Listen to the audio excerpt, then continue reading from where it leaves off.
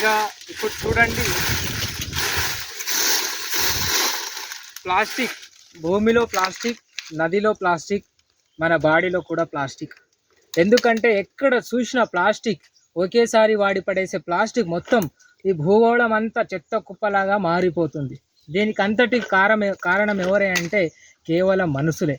కాబట్టి మనం ఒకేసారి వాడి పడవేసే ప్లాస్టిక్ను నివారించండి, మన పర్యావరణాన్ని రక్షించండి.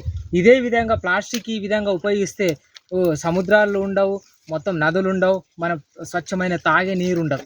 కాబట్టి ప్రకృతిని, భూమండలాన్ని కాపాడాల్సిన బాధ్యత మన అందరిపైన ఉంది.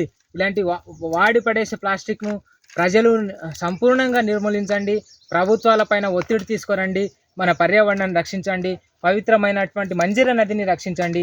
Save nature, save future, save nature. Thank you. అందరూ ప్లాస్టిక్ నిషేధించండి.